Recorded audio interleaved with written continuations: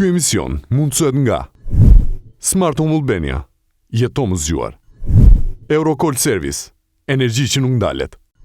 Klinika Europiane e Syrit. Electromagic, përjeto eksperiencë. Simak Albania, teknologjia që rrit prodhimin.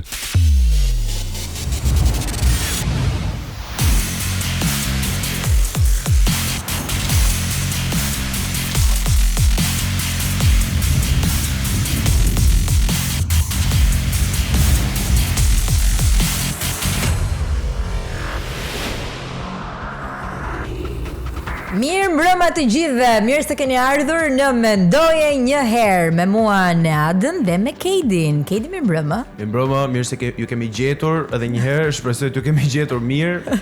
Ore ti me këta urimet. Çike këto? I kemi fix në Shqip në gjuhën tonë, gjuhën e bekuar. Me zakonet vjetra. Shpresojmë t'ju kemi gjetë mirë, ju gjetëshim mirë, ju lënëshim më mirë se që ju gjetëm. Paçi shëndet në shtëpitë tuaja. Sa e bukur është gjuha shqipe? Po. Është perlë. Është shumë e pasur. Gjuha më e vjetër e botës që është normal. Po. Është një deg unike, mund ta themi këtë, se dole direkt në temp tani, sot do flasim për gjuhën shqipe, një deg unike që i ka mbijetuar, i ka rezistuar kohës, luftrave, pushtimeve, perandorive, keqdashësve, ata që paguajnë edhe për ta zvogluar, edhe ndoshta edhe për ta zhdukur fare si gjuhë, pa jo është kudo. Është në përditshmërinë tonë, të folurën tonë, por edhe si rrënjë e shumë gjuhëve të tjera, pra si baza për të ndërtuar fjalë të tjera. Këtë nuk e them unë, e thon ata që janë dashamirës, patriot, por në të njëjtën kohë edhe hulumtuz, gjuhëtar dhe janë të dokumentuara një pjesë e tyre. Keidi, ti ke bërë kërkimet e tua dhe ke gjetur, saqë nuk janë vetëm shqiptar. Më herët po flisnim edhe ti mendon që edhe Bibla fillimisht është shkruar në gjuhën shqipe. Po, sipas dokumentave që thonë, nuk është në shqip, është në greqishtën e lashtë, që unë e quaj shqip. Dhe nuk ka lidhje aq shumë me greqishtën e sotme. Po që këto nuk i thonë vetëm shqiptar, se është ju garantoj që institucionet merren me meme. Këtë mund t'ja vërtetoj për CIA në Amerikës, institucionet merren me meme, që do të thotë merret diçka që supozohet të jetë serioze dhe bëj shaka rreth saj dhe po pritur popullin nuk e merr më seriozisht tani. Kështu që kjo metodë funksionon, kështu që e përdor shteti përderisa funksionon si metodë. Po pse e bëjnë për gjuhën shqipe? E bëjnë sepse ka një plan mira vjeçar që është siç e thotë, domethënë për të shtyp, për ta zhduk, për ta vjedh identitetin dhe për të vjedh historinë tonë. Po kjo është diçka që nuk e thon vetëm shqiptarët, se më thon ne për veten është si ajo memja e Obamas që i vë medaljen Obamas. Po mirë, fundjavën e duhet ta mbrojmë. Është minimumi që mund të bëjmë për trashëgiminë e madhe kulturore që kemi. E kanë folë dhe të huaj, domethënë kam mbledh disa autor. Bie fjala është një libër që e ka shkruar Dorothy Vaughan, Europe and the Turk, Europa dhe Turqit, ajo quhen asnjë autokton në Ballkan përveç shqiptarëve të gjithë të tjerët poshtues. Ishte? Asnjë autokton nuk ka në Ballkan përveç shqiptarëve të gjithë të tjerët kanë qenë poshtues. Wow. Është një autor e huaj, ka autor grek të tillë, është një person që quhet Johan George von Hahn, që është babai i albanologjisë, dhe thotë të njëjtën gjë.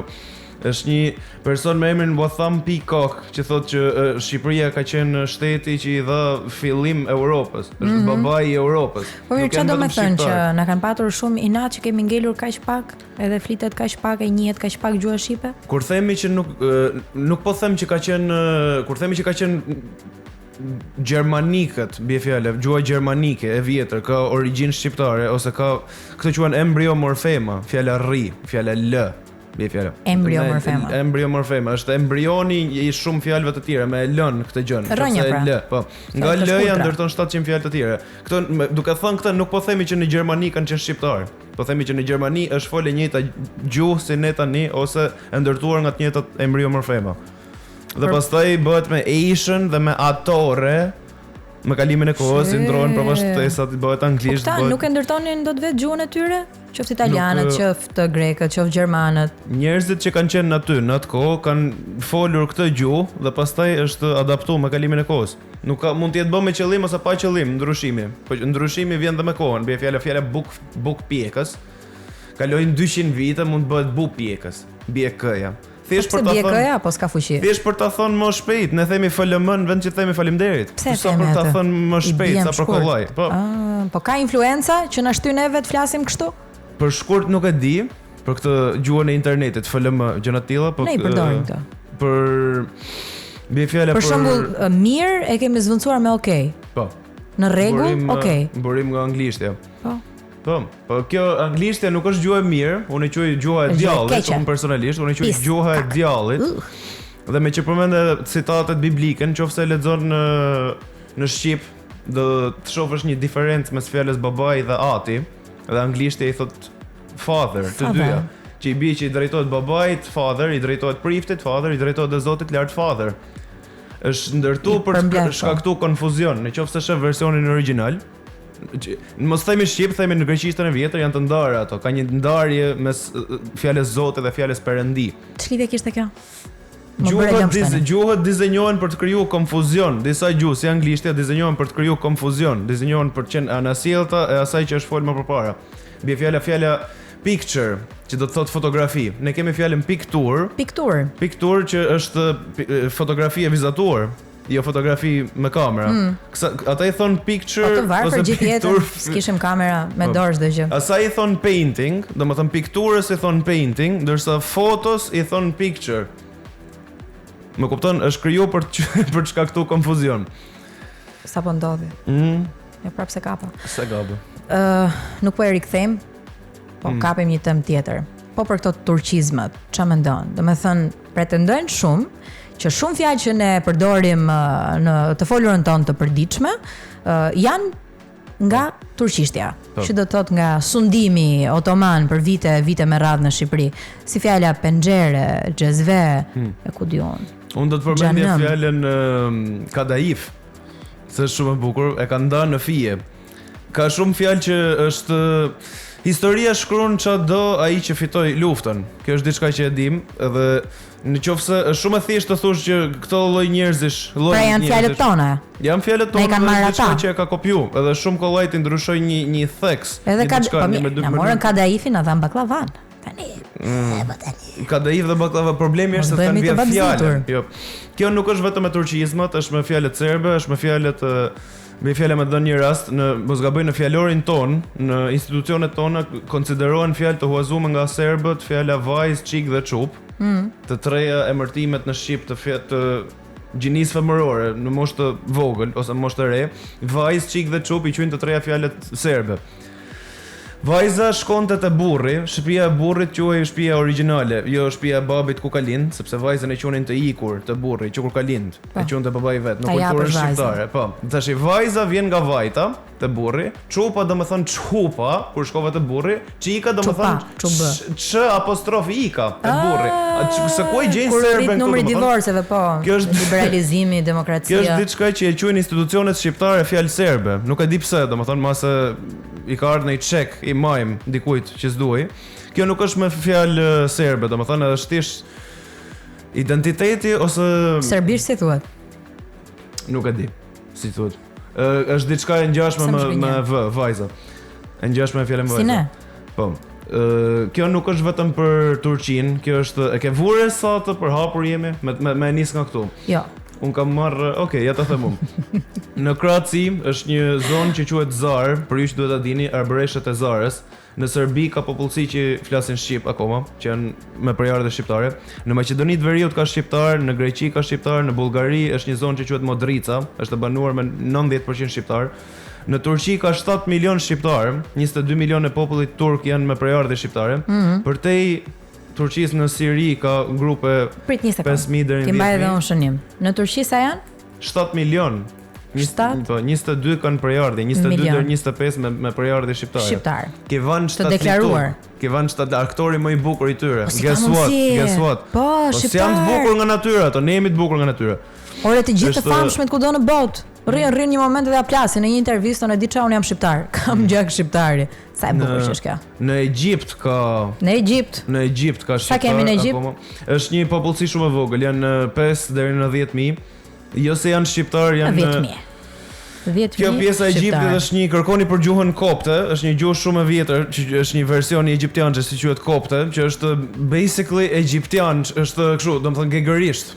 Është aq e ngjashme me dialektin gegërisht sa nuk e keni ide, domethënë, dhe është që në kohën e faraonëve, që mund ta lidhem siç tham biblikisht me udhëtimin e hebrejve në Egjipt edhe Mojsiu që u përzu, mas u përzu nga shqiptarët. Tani ti ke mbledhur të dhëna edhe shifra për shqiptarët që jetojnë në këto vende apo jo? Ka në jug të Italisë, Venecia është krijuar nga shqiptarët, e pranojnë, është Venecia. Është një ishull në Sardenjë, që është një gjuhë që e flasin akoma, që quhet arvareshu. Sa janë në Më shifra? kaq sa kena fol 10.000 deri në 15.000. 10.000 pra. Këto që kena fol deri tani, nëse bën një hartë në mendjen tënde, domethënë kemi fol për Greqinë, për Italinë, poshtme, të sipërme, Maqedoni, Serbi, Turqi, është komplet rrumbullaku i mesdheut, Egjipti poshtë. Tash më thuaj ti mund nëse është rastësi kjo gjë, shqiptarët kanë qenë duke u shujt dhe duke u shpopulluar gjatë gjithë kësaj kohe, dhe ti po më thuaj që dikush shkoi me familjen e vet, edhe thjesht bëri 32 fëmijë në Turqi, edhe janë 7 milion tani. 32, si bëri? Se kështu i bita llogarisësh, nëse se thonë emigracioni. Shqiptarët kanë emigruar në këto vende, dhe sigurisht që i lat aty, edhe sigurisht që u bën 7 milion në Turqi. Sipas llogarive që bëj unë, kanë qenë 70 milion dikur dhe ka pas ato cleansing, ato shujtje të shqiptarëve dhe kanë ngjitur 7 milion tani. Nuk dua ta pres hovin tënd, po është e sigurt pra që flitet shqip kudo në planetin Tokë. Pyetja është, a flasin zotat shqip? Varet.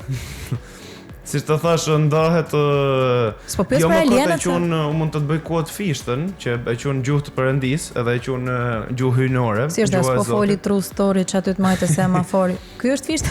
Ky është fishta i korave moderne. Fishta është ai që ka bë gegnishtën trend para se ta bëte Unikatili. Nuk mendon se është blasfemi, nëse ai thot diçka që nuk e ka të faktuar në librat e Zotit, është blasfemi, sepse ka qenë prift. Është nëse ai thotë që është një gjuhë hyjnore dhe nuk e bazon diku, është duke bërë blasfemi ndaj Zotit. Si mund të bëj? Ti e beson këtë? Që është gjuhë hyjnore? 100%.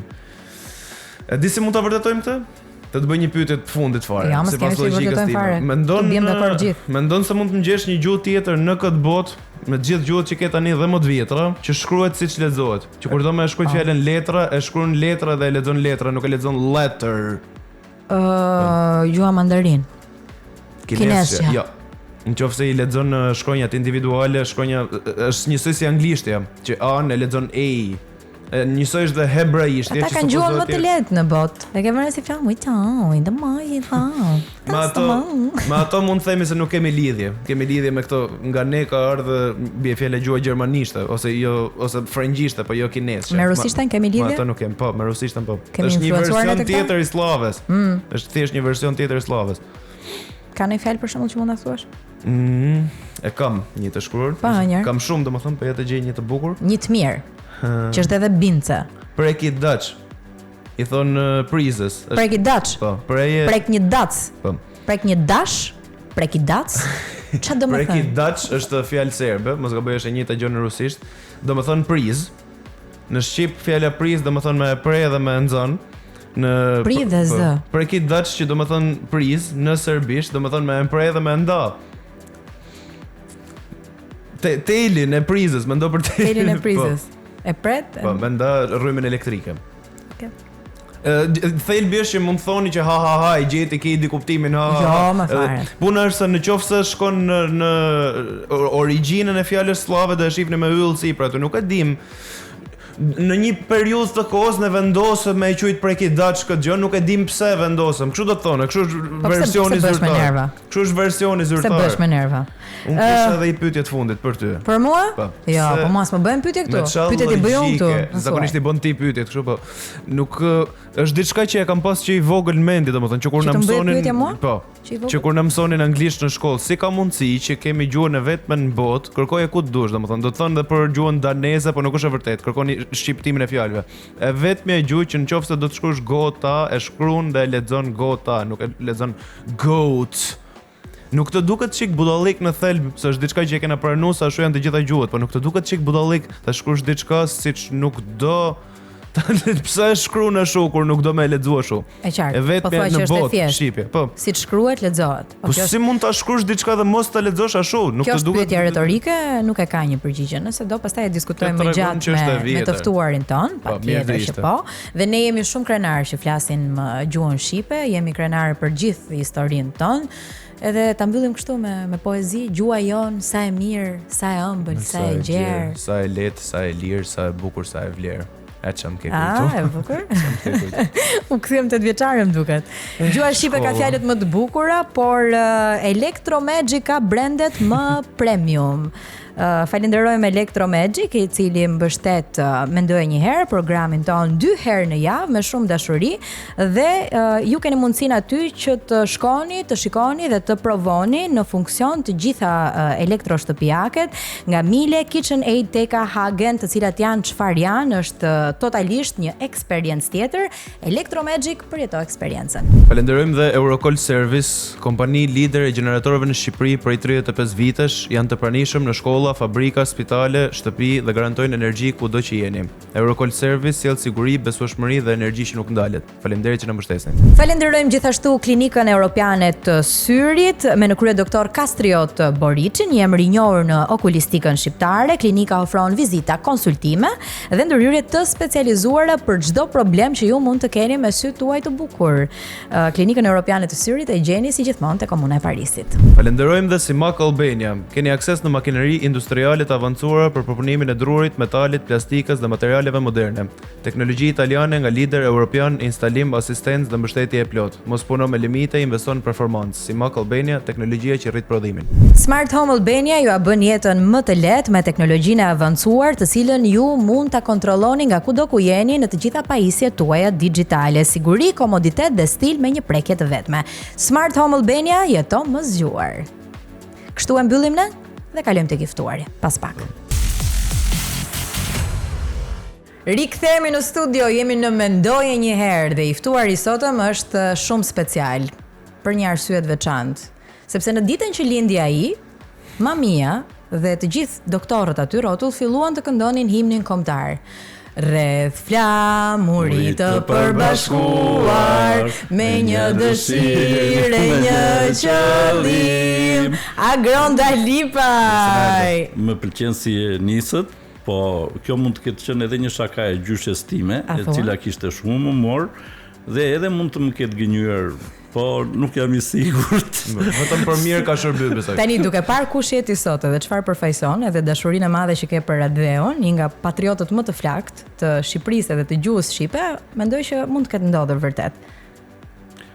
Shiko, unë jam rritur në prerin e gjyshes dhe ne nga që ishim shumë fëmijë, edhe fëmijë të xhaxhallarëve dhe për ne ishte një lloj sheri kush do rinte në prerin e gjyshes. Ajo ishte tregonte gjëra fantastike, legjenda, pralla të pafund.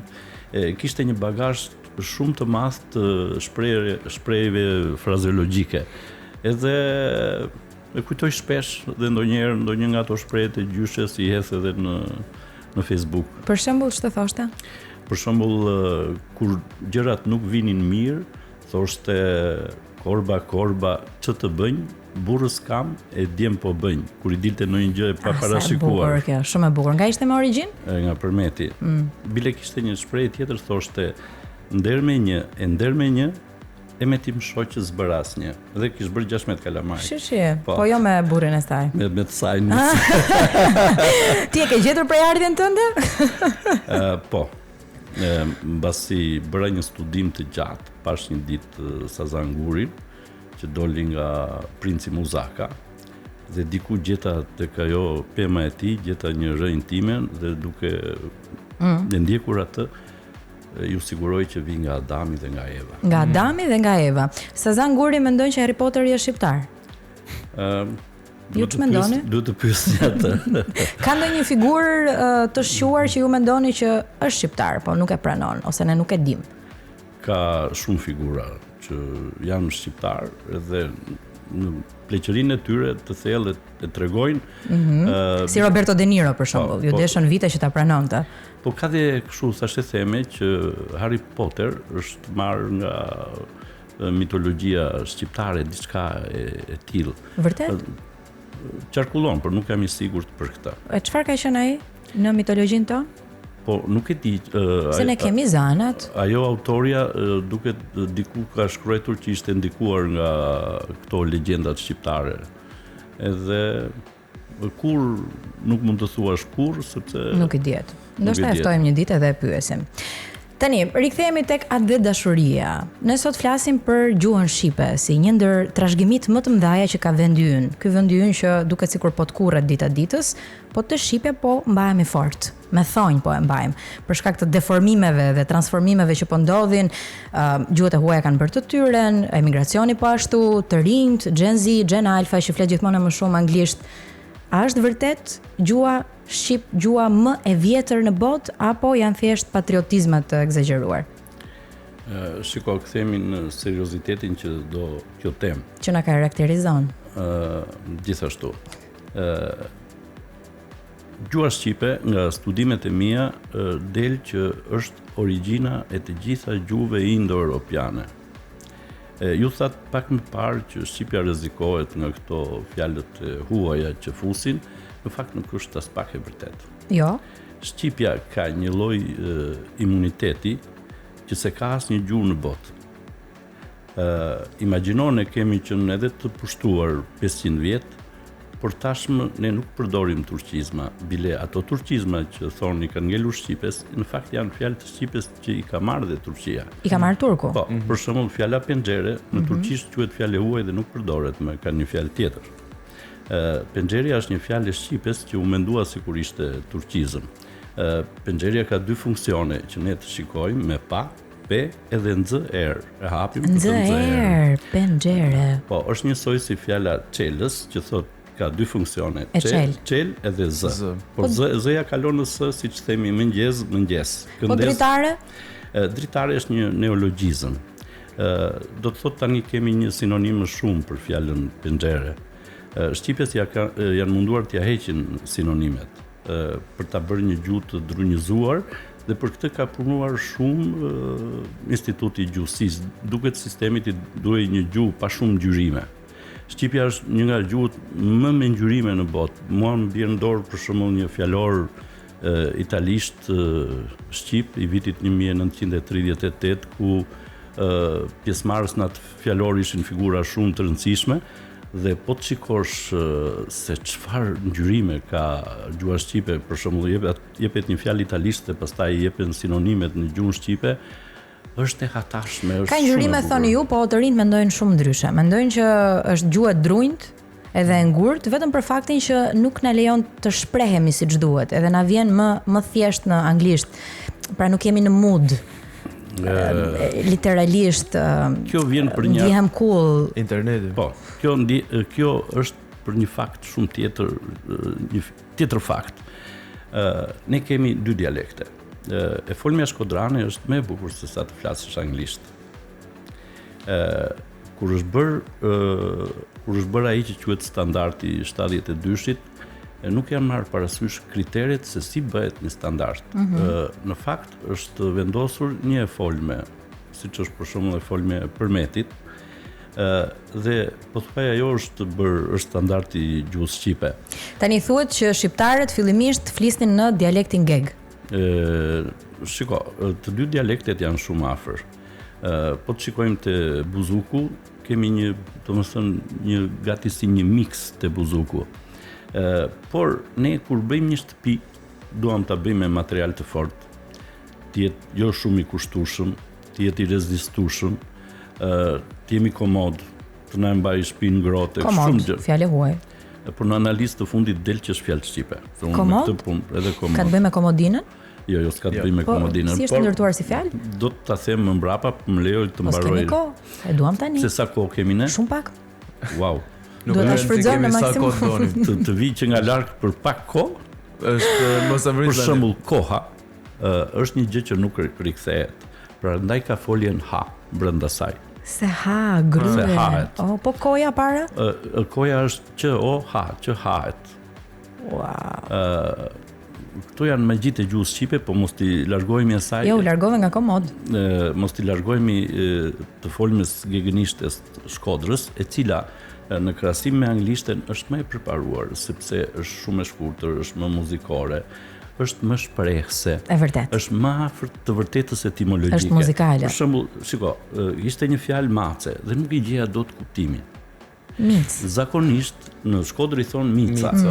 Ç'është e vërteta, gjuha e mërton funksionin. Për shembull, kjo është karrike që do të thotë unë ri, ka ri. Ri. Jam ka rri. Jam ka ri, në gjermanisht. Jam ka ri, bre. Po. Ani da, qysh mara. Më pëlqen. Dhe cili është funksioni i maces? Të kap miun dhe ata i quajnë mi ca dhe c-ja është dhëmbore që mbehet me z-n. Mi za miun. Ajo që Mi ca.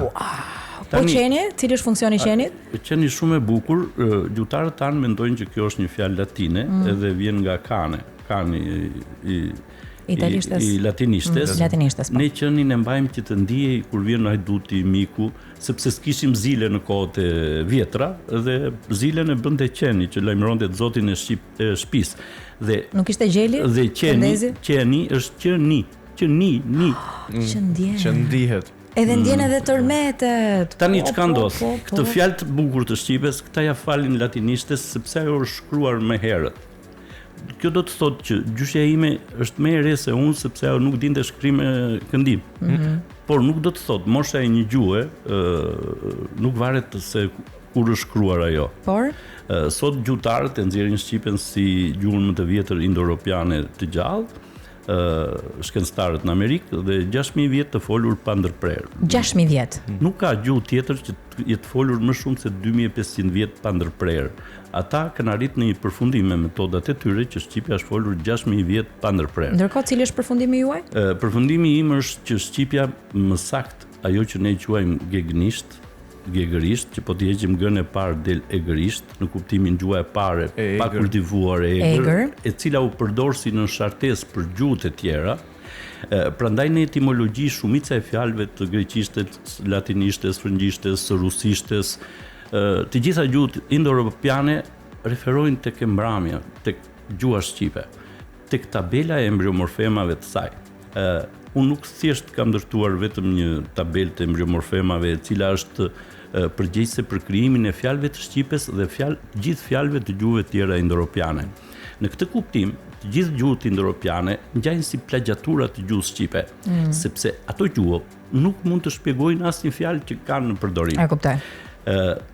Mundësinë që një fjalë latinishtes, gjermanishtes, gjithë gjuhëve tjera të zbërthehet dhe t'japi po të njëjtin të krijojë një fjali gjatë zbërthimit dhe t'japi të njëjtin kuptim siç kish fjala e pazbërthyer, e ka vetëm gjuha shqipe. Dhe gjuha shqipe sot sillet saktësisht si origjina e të gjitha gjuhëve indo-europiane. E qartë. A mendon Agron që është gjuha e zotave? Shiko, unë nuk jam i natyrës poetike. Unë jam shkencëtar që kam zbuluar të gjitha parimet se si emërton gjuha, do me thënë parimet dhe ligjësitë. Unë kam etimologuar mbi 5000 fjalë. Teoria ime dhe vepra ime në këtë moment janë në një universitet shumë të rëndësishëm perëndimor dhe shpresoj nga fundi këtij muaji të del tek ta një program i cili do bëj etimologjinë sipas metodës time, mbështetur në veprat e mia. Të që ishte me inteligjencë artificiale. Po, shohim se po del. Dhe ata kanë bërë 7 prova 8 suksesshme dhe janë shumë optimist dhe me këtë rast ata thonë që zoti Dalipa ju nuk keni nevojë të kërkoni oponent sepse automatikisht këtë e bën inteligjenca artificiale dhe ata thonë që kjo është një nga arritjet tuaja më të mëdha dhe thonë edhe atë që ju jeni drejt Nobelit. Po unë jam shumë shumë i kujdesshëm. Agron Dalipa i drejt Nobelit? Mos e bën një lajm, por kështu mendojnë ata. Se mori dot kadare? Jo. Jo, s'ka lidhje. Mbetet e varrosur përgjithmonë, janë munduar me varros, nuk mund të mbetet e varrosur përgjithmonë. A flet zoti shqip? Në qoftë se do të kërkonim origjinën e të gjitha gjuhëve indo-europiane, padyshim arrim te shqipja. Pastaj unë nuk mund të them që këtë gjuhë fliste zoti, por për çfarë kemi marrë Agron? Jo, atëre poshtë atij libri ka një libër tjetër. Do dalim edhe këtu sepse Kedi ka një version tjetër që thotë që Bibla është shkruar në gjuhën shqipe. Edhe ka vetë dëshmi për këtë. Na thonë që supozohet të jetë në gjuhën greke, të lashtë, jo aramaik, jo në gjuhën e Krishtit. Mitet dhe origjina në gjuhën greke. E tyre. Tani është për shtyp një vëllim i dytë më i madh se ky i pari. për origjinën e miteve dhe të gjitha mitet, kjo është shumë interesante sepse askush s'është marrë me etimologjinë e miteve. Pse nuk është marrë? Gjuhësia krahasuese kërkon dokumentin e shkruar. Mitet na vinë si gojdhëna që nga para antikiteti. Dhe ata kanë ekzistuar me ato emra para se të lindte shkrimi, sepse kanë ardhur nga mitologji. Po ta marrësh rrënjën e fjalës mitologji, mitolog, ta lexosh së prapi del golothim, golodhën, gojdhën, golthem. Pra ato që kanë ardhur me gojë. Golo. Në Bën dhe gol. për shembull kur thon qajnë gratë me logori, në fakt është qajnë gratë me golori, me gojë, sepse gojës i është thënë gola. Wow, fantastike. Dhe fjala log do të thotë atje ku bënin log burrat, logje, do të thotë Logje. bënin fjalë. Në jargon. Diskutonin. Po log e kthyer së prapi del gol, ku bënin gojë, ku flisnin burrat, sepse nga fjala gol vjen gojë dhe gojtari. Por në atëre ishte thënë golori me folst. Dhe duke u marrë me mitet, unë arrita t'i zbërthej me metodën që kisha ndërtuar për të zbërthyer fjalët e gjuhëve indoeuropiane, kur e përdora për mitet, ato zbërtheshin të gjitha në shqip. Do me thënë, e merje Menelaun, i cili ishte mbret dhe ai Parisi i Trojës i mori Helen e bukur. Po, Menelau. Lau me ne. Këti emri Menelau vëri një e përpara. E Menelau. Emën e Lau. Emrin Lau sepse ai Lau emri pastroi figurën. Po. Se shkoi për të larë emrin. Po, se ti imagjino, për shembull ti jesh e martuar, të rëmbej një princ, yt shoj do bëj luftë. Do të laj emrin. Asnjërin as tjetrën nuk ka problemin. Kam dëgjuar duke bën një kuptim të fjalës Excalibur, që më ka bë mind blown, falni për përdorimin e anglishtes, sepse nuk kishte kuptim tjetër, nuk mund të gjehet shpata e Excaliburit. Në fakt ajo është shpata e Excaliburit. Excalibur bëhet SK-ja. Po ajo KS-ja kthehet në SK, sepse i jep kuptim vetëm kur e kthen në SK dhe jep atë që shpata e Excaliburit, ska lind burr që ta nxjerrë. Që ta nxjerrë. Po duket i ka vënë ja 2 ton beton poshtë asaj. Po, ska lind burri. Kjo KS-ja është shumë e bukur, për shembull kur themi oksigjen tregon vetitë e oksigjenit që prish gjërat dhe KS-ja e kthyer në SK është oskygjen, ai që shkyen gjërat. Kur themi Aleksandër, KS-ja e bërë SK del Aleskandër, që do të thotë ashtë lind Shkandër, i shkandritur. Dhe Gjergj Kastrioti i dhan titullin Iskander për nder të Aleksandrit Madh, sepse Aleksandri Madh e ka pas emrin Iskander, i shkandër, i shkandritur. Kjo është një magji e gjuhës, sepse për shembull ne i themi skifter, greku i thot ksifter. Ksifter. Tani kemi marrë ne nga grekët apo grekët nga ne? Se është gjithmonë kjo lufta? Shiko, të gjithë kanë marrë nga qendra. Shqipja përveç se ka krijuar fjalët e saj, ka krijuar dhe fjalët e gjitha gjuhëve tjera. Ne i themi gjuhë, por në kohën e Buzukut i thonin gluhë, po me që nuk ishte gjë përdornin gën, gluhë. Dhe gluh do të thot gjluh, gjë që luhet. Greqisht i thon glos. Anglisht glu është ngjitës. Po. Greqisht gjuhës i thon glos, që do të thot gjë që los, lëviz. Glos. Lip gloss, shkëlqyes buzësh. Ajo është në anglisht. Po përpiqem ta pasuroj. Në gjuhë latine i thon lingua, do thot lun gjë a. Për shembull kemi fjalën luga. Funksioni i lugës të luajë gjërat. Merr këtu e çon këtu e merr çon goj, ajo është lugja. Për shembull fjala lupa, ajo lu pamjen. Për shembull fjala lupa quhet fjalë frënge, por nuk e shpjegojnë dot. Do të thotë që misteri i të gjitha fjalëve, si janë ndërtuar ato, gjendet vetëm në gjuhën shqipe. Kjo gjë nuk është kuptuar ende. Kjo gjë është kuptuar këtu në Shqipëri nga gjuhëtarët shqiptarë, nga akademikët, por atyre nuk u bëhet mirë. Pse thon grekët pastaj që ne e shpikëm qytetrimin? Ka edhe grek të tjerë që nuk mendojnë shumë. Në mas, edhe në shkollë, nxënësve kështu mësohet. Po, është e vërtet që kështu mësohet, por ne dim që s'ka pat ndonjëherë shtet grek kur ka patur për shembull mbretëri ilire, Batua, Bardhyli, Agroni, Aleksandri Madh, se domethënë atëre maqedonësit edhe ilirët kanë qenë njëjta gjë, kishin të njëjtën gjuhë. Pavarësisht se grekëve u falën gjithë antikitetin, u kanë falur grekëve, mesjetën u falën slavëve dhe shqiptarëve u ngelet vetëm nga Skënderbeu dhe mbrapa, duket sikur dikur janë ulur në një tavolinë dhe i kanë ndarë historinë dhe popullit më të vjetër në Europë i ka lënë pjesën më të re. Ndaj dhe këta gjuhëtarët tanë, akademikët tanë, këmbgulin që shqipja është gjuha me më shumë huazime në botë, po pothuaj s'kemi fare fjalë shqip për ta. Gjuha shqipe thonë ata është vetëm 1500 vjet dhe kjo do të thotë që është krijuar pasi erdhën slavët në Ballkan. Ideologjia slave është që ata kanë qenë këtu, pastaj erdhën shqiptarët dhe i shtyn nga Bregdeti tutje. Për këtë gjë, po të shikojmë për shembull Akademinë e Shkencave ose albanologjinë zyrtare të Tiranës, nga kjo albanologji zyrtare nuk ka dalë kur një ide e re, një teori ose nuk u luftohet më. Nuk ka studime. Verbërisht atë që i kanë thënë. Thjesht kanë punuar për të konfirmuar tezat slave të vjetra. Tani jemi në një epokë tjetër. Dhe prap nuk e mbrojnë dot gjuhën shqipe.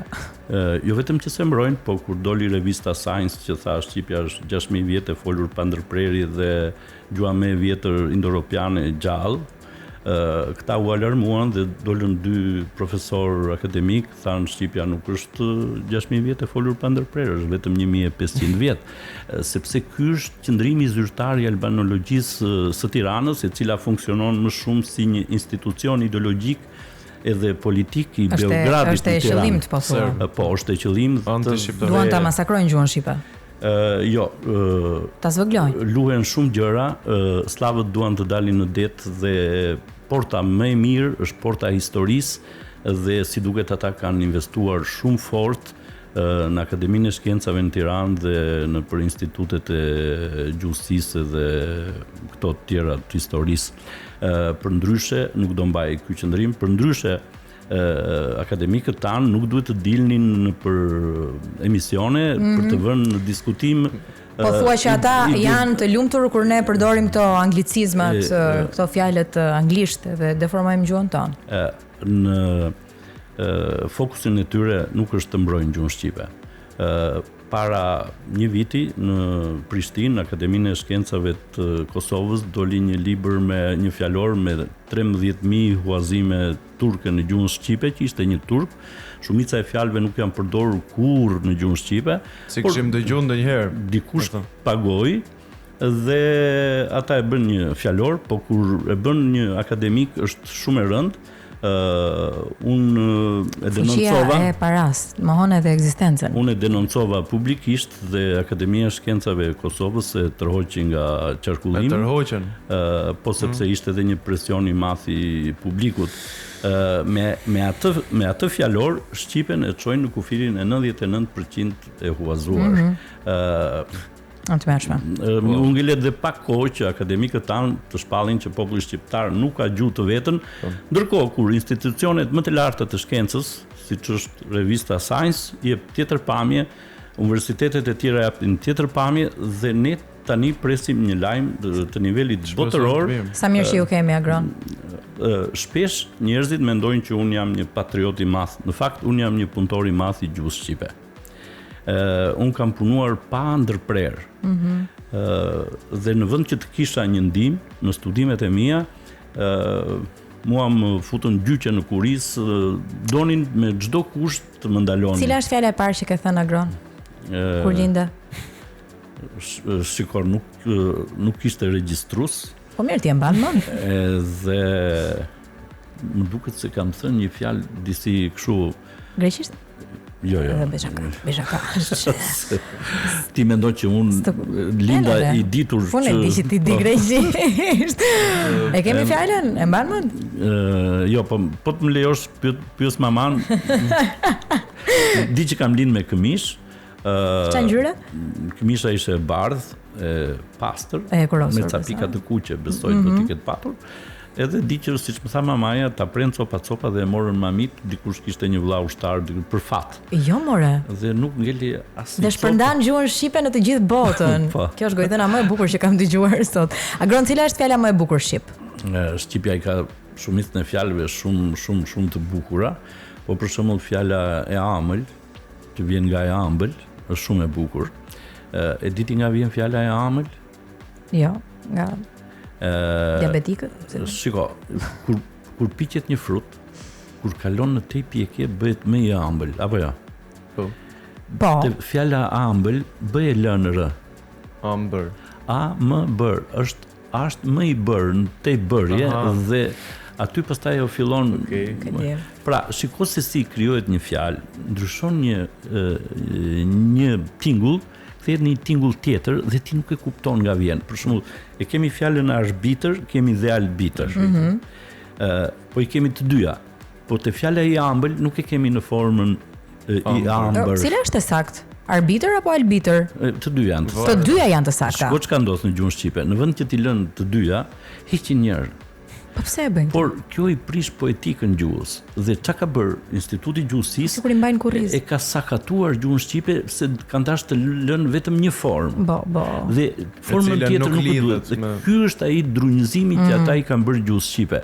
Këta njerëz jo vetëm që e kuptojnë çfarë e kuptojnë, por këta janë koshient që e kanë dëmtuar aq shumë gjuhën shqipe.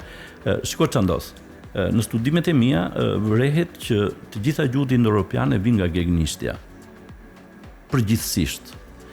Po, e përmendim këtë. Kjo do të thotë që gegnishtja është origjinë e të gjitha gjuhëve indo-europiane. Kur vjen puna te standardi, thonë, kështu kanë bërë italianët, kishin 24, kështu, kishin gjermanët, kishin 20 dialekte dhe morën njërin. Nuk është njësoj në rastin e shqipes. Në rastin e shqipes është hequr origjina e të gjithë familjes së gjuhëve indo-europiane. Ky është gabimi më trashanik. Edhe gjermanët kanë folur në dialektin geg, po thua. Shiko, në Gjermani janë disa dialekte, po dialekti më i afërt me shqipen është ai zhvab. Gjermanët e sotëm mendojnë që gjysma e popullsisë gjermane ka ardhur nga Iliria. Bile ata mendojnë që Iliria ka qenë porti i parë i kulturës për në Europë. Kanë fjalë të ngjashme me tonat? Shumë. Mund na përmendesh? Un kam një mik dhe bashkëpunëtor, Butrind Balaj, i cili është ekselent dhe ka bërë 2 vëllime etimologjike për gjermanishten. Gjermanishtja flet shqip dhe ai i zbërthen njësoj si unë, sepse përdorim të njëjtën metodë dhe librat e tij janë dhe në duart e gjuhëtarëve gjerman. Do ishte mirë që ta kishit një ditë Butrindin këtu dhe të fliste për gjermanishten. Pse jo? Pra nuk kemi fjalë në gjermanisht. Po për ton. Jo. Okej, s'ka gjë. Do të themon një herë bie fjala zotëri, që do të thotë i errët, dikush që nuk e njeh. Ja. Nuk e ftoj Butrindin. Jo. S'kemi nevojë. Më kujton në një emision që kam thënë, për shembull fjala anglezët një të panjohur i drejtohen mister. Mister. Është i panjohur, është mister, i panjohur, është dhe mister do thotë mster, në të zezë, nuk të njoh, nuk të shoh. Gjermanët i thon herr. Herr do të thotë i errët, i panjohur. Italianët i thon signore. Rusët i thon gospodin, që do të thotë gospodin. Mister Dalipaj, ti bëjmë një quiz me këto sharjet në shqip, këtë si thua? Qofse mund të bëj një pyetje. Desha të bëj një pyetje, si mendon se ndodhen këto ndryshime? Bie fjala kam vurë në gjuhën greqishte. Qofse mund të të kujtoj, më ke përmendur një emision një lloj gjuhe ose dialekt që quhet kopte në Egjipt të lashtë, edhe më shtyrit bëj ca kërkime, gjeta një fjalë kopte që do ta lidh me një fjalë greke. Dashurisë thonin agape, që ngjan me sagapo, bie fjala në greqisht. Dhe desha të pyes si i bëjnë këto ndryshime, si i vën një a ose një s apostrof a që e negatizon, siç është bie fjala alithia, që do të është e lidhun, që do të thotë e vërteta. Bie fjala e vërteta është e lidhun në këtë rast që e vërteta shprehimisht nuk është po thut të anasjelltën e asaj që po shkruan. Fjala është anasjellta e kuptimit që fsheh mbrapa fjalës. Mendon se e ka shkruajt dikush në tavolinë duke imituar shqipen dhe e ka bërë me qëllim të keq këtë. Në shumë raste, duke lexuar disa enciklopedi, kam hasur në një fakt, për shembull Luigi 14 kishte një grup gjuhëtarësh që I paguante për të krijuar fjalë të frëngjishtes, një nga ata quhej Bion, ishte më kryesori. E njëjta gjë është bërë edhe për greqishten. Është krijuar një grup për të krijuar fjalë dhe siç thotë edhe historiania Eleni Glikaxhia Verov, çfarë bën kur bën greqishten moderne, I morën dhe një sasi fjalësh nga greqishtja e vjetër, ja futën brenda që të dukej sikur kishte një lidhje me greqishten e vjetër. Por ç'është e vërteta e greqishtja e vjetër humbi. Humbi kritikisht, ashtu siç humbi dhe latinishtja, sepse këto nuk ishin gjuhë origjinale. Nuk rezistuan. Ergoglosa. Për fat ne në Shqipëri kemi 2 ergoglosa. Siç është dogançja që flitet në Brezhdan, Malkshov, në zonën e Këlcyrës, dhe ata e kishin këta kallaxhinjt, krijuan një gjuhë teknike dhe e dinin vetëm ata dhe kur vinin punonin gjithandej vinin në grupe dhe që mos kuptoheshin përdorin këtë gjuhë dhe I ka qenë dhe gjuha puriste që përdorej këti nga opari, nga gora dhe ata vinin bënin puriste, rëja e bërë në do të thotë puniste. Sepse shumica nuk e kuptojnë tani ç'do të thënë puriste. Në fakt ishte gjuhë zanë-çik puniste. Duke sikur vjen nga pureja, puriste. Ndërsa dogançe nuk ka të bëjë me doganën, po sepse ata dignin enët që I kallajisnin, edhe ishte dogj en, dogj an, dogan. Shumë e bukur. Punishte fjalë tjetër. Punishte në ja bëhet të rëst, siç themi e bana e bëra dhe kështu misteri shumë fjalëve fshihet në këto rotacionet. Mua shpesh më akuzojnë që zoti Dalipaj ti bën si të duash këto. I përshtat. E bën një çik. Jo. Po bën atë që ka bëj më përpara po mbrapsht. Në fakt un jam specialisti më I mirë I plagjaturave gjuhësore. Kështu e ndjej veten dhe shpesh e marr një fjalë që është e huaj dhe vërtetoj pse është shqip. Nuk mund të jetë fjala çengel, fjalë turke. Çengel thotë që ngel. Ngel. Qa ngelje? Që ngel gjërat I vari. Më shqip zbëhet.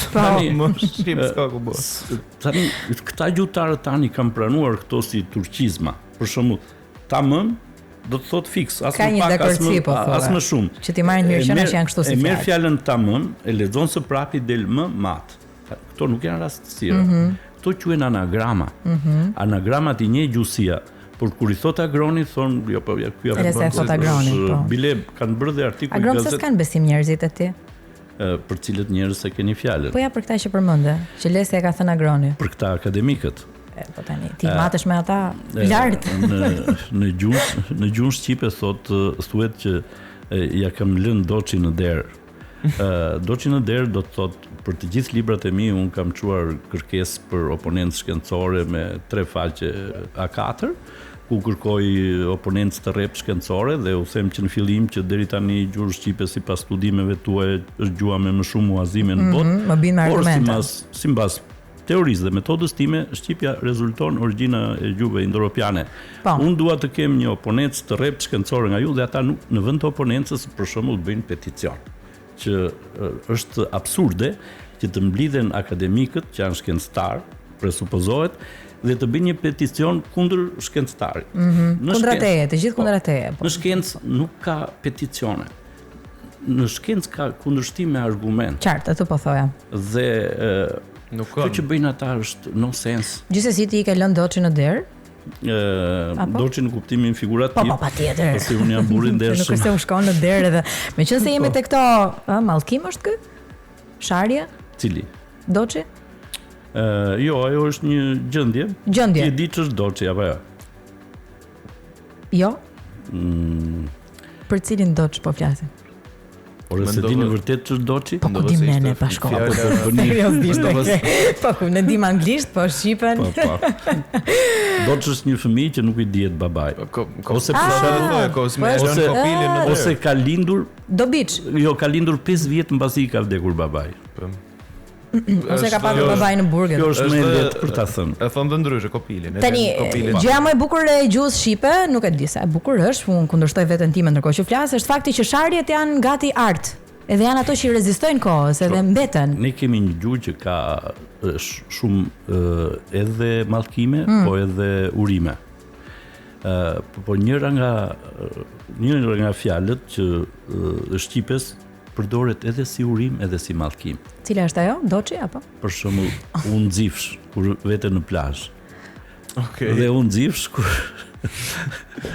Është fjala e preferuar atyre që prodhojnë krem dielli ndirës.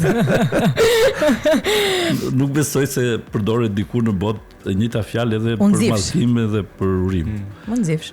Shumica nuk e kanë dëshirorën fare. Ne kemi një hap për te dëshirorës. Edhe e kemi në fund dëshirorja është me atë fshën e famshme. Edhe domethënë si era? Po. Një nga fjalët që mua më ka bërë shumë përshtypje, edhe që e dëgjoj shumë së fundmi, është lubi. Fjala lubi që zoti Sali Berisha e përdor kundrejt zonjës Balluku. Ish zëvendës kryeministre. Ç'është lubia? Tani pse i thot ai lubi? Është një figurë e legjendave shqiptare dhe mitologjisë, e cila pinte gjithçka ujin dhe linte gjithë pa pirë, pa ujë. Ujit në para buzukut nuk ishte thënë ujë. Pa ujë dhe pa energji elektrike. Ujit nuk ishte thënë ujë, ishte thënë ul.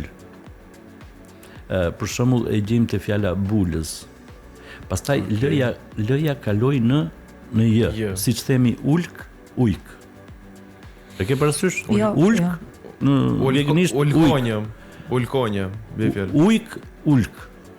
Alka, ajka. Lëja me jën këmbehen. Dhe lubi, ajo lu është ul, uj. Edhe bi është pi. Ajo që pi uj. Pi uj. Po. Lubia pi uj. Dhe në fakt lubit moderne janë pin taksa tona. Edhe mendoj që zoti Berisha është i saktë. Ti ke shku kaq thellë është i saktë sepse gjen pikërisht atë figurë mitologjike. Të durën gjithmonë godet. Po, ai është njëri që ka lexuar shumë dhe mendon që ka një fjalor vetëm për sinonime të tilla. Do ta bëj dikush patjetër. Është më çuditi një radhë, më takoi në rrugë edhe më tha kam ndjekur të gjitha daljet tuaja publike edhe jam shumë dakord me ato që bëni dhe unë u habita se ku i gjena ikon, ku i gjena ikon të merret edhe me punën time. Po Berisha është njëri erudit. Nuk të ftoi të bashkëpunonet? Jo, unë jam ta ndihmoj pak me leksikon. Larg politikës, besoj që ai ka shumë fjalore, s'ka nevojë për. E qartë. Edhe me këtë lubi ka goditur. Një fjalë tjetër që ka marrë për masa shumë të mëdha, po ende nuk dim nëse duhet normalizuar apo mbetet një ofendim, është fjala kuçk. Ka gjithë vitin, domethënë po mbyllet viti, edhe vetëm kjo fjalë përmendet. Fjala kuçk vjen nga qenit mashkull kur e ndjellin, i thon kuç kur s'ia dinë emrin. Ajo kuçka është ajo zbutja për femëroren. Domethënë kuçka në kuptimin është një qen femër i vogël që leh shumë. Pastaj konteksti në cilin përdoret ajo fjala merr ngjyra të ndryshme. Po nuk e di në rastin konkret për kë rast e keni ju fjalën kuçk. Dëgjuar në formate televizive. Si përkëdheli, ndoshta si ofendim, në varësi të interesave që kanë. Por ne dim që kur i themi filanit është qeni punës, kjo nuk është ofenduese. Pa nuk themi që është kuçkë punës. Pastaj kur jo, nuk e themi sepse kuçka është e vogël, është e paritur, s'ka fuqi të punojë. Qartë. Tani un kam edhe disa sharje të tjera, po nuk do doja ti përmendja. Ke ti dëshirë të përmendesh ndonjë fjalë të bukur sharse? Shiko, fjalën e parë ofenduese në jetën time kam thënë në moshën 27 vjeç. Shumë vonë. Edhe çfarë bëje deri atëherë? Lexoja libra. Flisje bukur pastër me dashuri? Po dhe më detyroi shoqëria sepse unë isha i vetmi që s'flisja fjalë. Je për djalë keq agron. Je për djalë keq. Do na thuash të seriozisht nuk apo them dot, me veprime dola nga natyra ime për ta thënë se mu lutën që ta thosha. Ne këtu shajm vetëm greqisht. Unë desha t'ju të regoja diçka. Është një dokument që supozohet të jetë në siç e lexon të paktën siç miratohet nga shkenca, se siç e tham këto shkruajnë çfarë don të dokumentat. Shkruhet që supozohet të jetë një version i Biblës i shkruar në gjuhën romane me shkronja greke. Kjo është diçka që mund ta lexoj, është një pasazh i Biblës që lexon në atë kohë gjithë bota fliste të njëjtën gjuhë, është faqja e kullës Babelit. Ajo supozohet të jetë me shkronja greke. Atë mund ta lexoj me sy tani. Por dhe nuk di greqisht. Nda atë kohë, sepse greqishtja e ka bërë me hër që këmbet siç themi kaos, nda atë kohë, gjithë bota fliste një gjuhë. Po, kjo është e vërtetë. Faqja e kullës Babelit. Tani unë mund t'u tregoj se si ndodhi që u krijuan gjuhët. Në qoftë se këtë tavolinën e madhe këtu e quajmë botën e njohur të para antikitetit, dhe ne dimë që njerëzit sipas Biblës flisnin një gjuhë dhe filluan të bëjnë atë kullën që quhet e Babelit, e cila nuk mbaroi, dhe ajo në fakt është kulla e pabër. Por si te fjala ëmbël, Babel.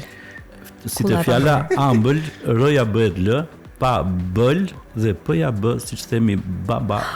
Duket si gjuhë bebash, se ka shumë l. Po, dhe ajo është kulla e pabër. Babel. Aty thuhet se Zoti ua këmbeu gjuhën, ua shkërmoqi, nuk është fiks ashtu, por ajo është një mënyrë metaforike për ta thënë.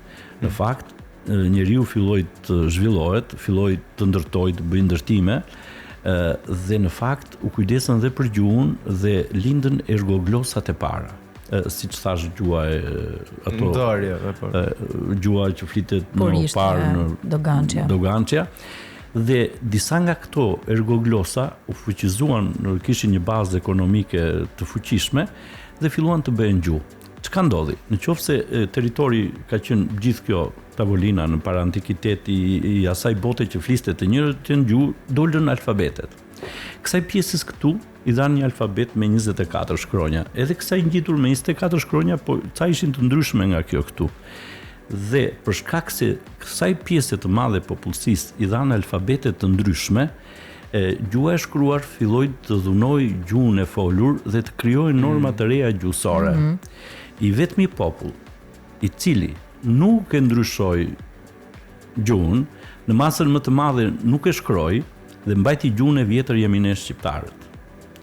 Dhe ne kemi ruajtur fiks gjuhën e para antikitetit. Kjo është arsyeja që me anë të shqipe sot ne shpjegojmë emrat biblik, kuranor dhe emrat e të gjithë mitologjisë, që është një pasuri e përbashkët e popujve rreth Mesdheut dhe Detit Zi. Duke qenë se ne e bëm shumë vonë alfabetin, se ne kemi shkruar me 10 alfabete, po populli i gjithë fliste atë gjuhën e parë, alfabeti ynë është alfabeti më i mirë në botë dhe është alfabeti më fonetik në të gjithë botën sot. Ne i kemi ruajtur të gjithë tingujt që kemi përdorur në para antikitet, përgjithsisht të gjithë, dhe prandaj kjo gjuhë që kemi ne funksionon si origjina e të gjitha gjuhëve indo-europiane. Baza, po. E qartë. Po, mund të themi më shumë që është gjuhë e ëmbël, gjuhë e dashur apo gjuhë e fortë dhe agresive, se duket sikur kemi gati 300 nuanca emocionale për vuajtjen, ndërsa kur vjen puna te komplimentet dhe fjalët e mira, çdohen Shqipja ka të gjitha nuancat. Për shembull, është gjuhë luftarake, ushtarake, ka ato grupet ndr, br, gr, i ka shumë të forta.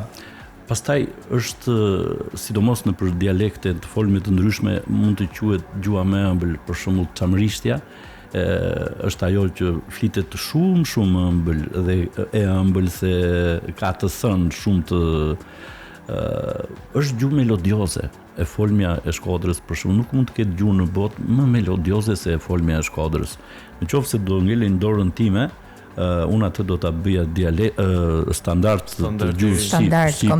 E ka thënë dhe Lasgushi, standardi i gjuhës shqipe duhet të jetë një folme Shkodrës e ushqyer me pak toskënisht.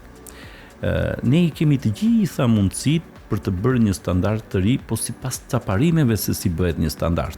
Standardi i 72 shit nuk është bërë me parime. Ndoshta gëgnishtet duhet mësohet edhe në shkollë.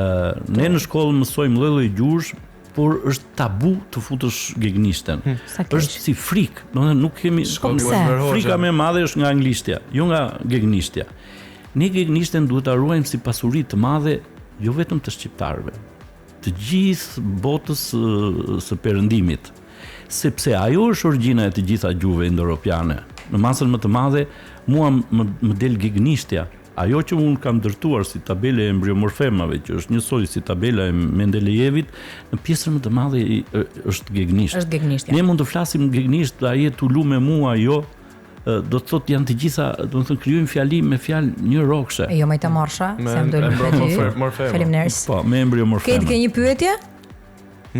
Unë desha ti bëja vetëm një pyetje të fundit, a mendon se do japim ndonjëherë sens? Se duket sikur vetë kuptimi biblik, siç po tregoja te pasazhi, vetë kuptimi biblik nëse është i fshehur pas shqipes, por që bota që e gjykon, që e mëson sidomos nga anglishtja e internetit nuk e kupton këtë gjë. A do japin ndonjëherë sens?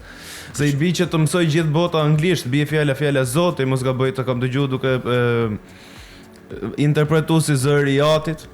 E jo, nuk e kam thënë ashtu. Njerëzimi kaloi nga feja pagane në atë monoteiste. Në fenë pagane, gjërat të cilat ai besonte dukeshin, ishte dielli që dukej, ishte hëna, ishte zjarri, ishte guri. Ne edhe sot kemi prat gur, prat qiell, prat dhe që betohen. Pastaj lindi feja monoteiste ku Zoti nuk shikohej. Pra ai që adhuroi nuk shikohet. Dhe Zot, ajo është sho të. Dhe të-ja ka qenë se sho, sepse ne nuk e shohim atë që adhurojmë. Dhe feja pagane quhet pagane sepse pagan do të thotë me e pa gjan, në të cilën beson. Pagan, pa gjan. Me pa gjan. E pa gjan. Pra ai besonte tek lumi, tek pema, tek dhe i shikonte të gjitha. Sistemet e pagan do të fertilitetit. thotë me e pa gjan, pa gjan, pagan, ndërsa Zot do të thotë sho të s. Se të jam e sënë këmbehen shpesh. Ky është kuptimi që nxjerr unë, nuk është them se i vë vullën. Po ku i bazon këto hulumtime? Shiko, janë ca parime në etimologji. Parimi i parë është që gjua emërton funksionin. Për shembull, kur themi këmba është që mba. Gamba në italisht është gja që mban. Për shembull, kur themi dovere, detyr, v-ja e bër b do të thotë do bër. Do bërë me do e mos, pra kjo është detyra. Dhe kam bërë 2 vëllime për latinishten, mund të bëj dhe 2 vëllime të tjera. Parimi i dytë është kur një sent ose fenomen që në botën e gjuhës si quajnë realie nuk tregon funksion, atëri gjua emërton karakteristikën më dalluese që ka ai te njeriu te emërtuesi. Për shembull, shikojmë mal, do të thotë ma la. Kur shikojmë një shesh, ne themi shumë si sheshe, do të thotë njeriu primitiv thoshte she, do të thotë që s'ka pengesë. Po, e bën për çdo gjë këtë besoj. Çfarë do të she? Dhe ka dhe një parim tjetër, parimi metaforik, i cili kur një fjalë nuk përshtatet as me parimin e funksionit, po as me parimin e veçorisë kryesore, atëherë është një parim metaforik. Për shembull, fjala rap nuk tregon asgjë. Po shumë si rrëpenj tregon që rrëpenjt janë në simbiozë me përrenjt, ata mbijnë ku ka përrenj. Dhe nga fjala përrenj, për kaloj në rp, sepse është simbioza. Ka dhe shumë fjalë të tjera dhe të gjitha këto parime që janë shumë, për shembull një parim është ai që ka gjetur Petrozhei që e vërteta e fjalës ndodhet brenda fjalës. Pastaj kemi një parim tjetër që quhet etniciteti gjuhësor i një fjale, i takon gjuhës në të cilën ajo motivohet etimologjikisht. Pra, të gjitha fjalët që dim, nëse ato motivohen në një gjuhë i takojnë asaj gjuhe. Për shembull, fjala më e bukur greke është eureka. E gjeta. E gjeta ose e pash. Se po e pe e ke gjetur. Ajo në greqishten e sotme është evrika dhe në greqishten e vjetër evreka, që do të thotë ka e v re. Pra, ajo nuk ka asnjë element gjuhësor. Një grek në qoftë e ndan dhe e kthen në fjali, ai nuk kupton asgjë nga ajo fjali. Fjalia e zbërthyer në shqip do të thotë e v re ka. Do të thotë kjo fjalë etimologohet në gjuhën shqipe. Pra, kjo fjalë i takon shqipes. Qartë. Po kështu shqipja, nëse i kthejmë të gjitha fjalët që është për gjithë Europën. Shqipja del një gjuhë përbindësh e madhe dhe po. Një lubi? Po, është vërtet, në bazë të këtij parimi shqipja bëhet gjua më e madhe. Dhe ti do merresh gjithë jetën me këtë gjë. Kështu që Dhe ne e mbyllim këtu. Kështu që mallkua- yllim. Kështu që Çfarë kuptimi ka si fjalë? E mbyll ose ishte ndërtuar? e mbuloj, do të thot e mbroj. Mbuloj, e mbroj, do të thot nuk e lë të duket. Është si fjala rob. Rob në shqip do të thot mbro. Rob, bro? B-R-O, e mbroj, sepse ne themi rob të shtëpisë. Po dhe robin kur e kapim në luftë nuk e vrasim, e mbrojmë. Po, e mbajmë. Edhe fjala roba do të thot mbro, B-R-O. E mbryllim.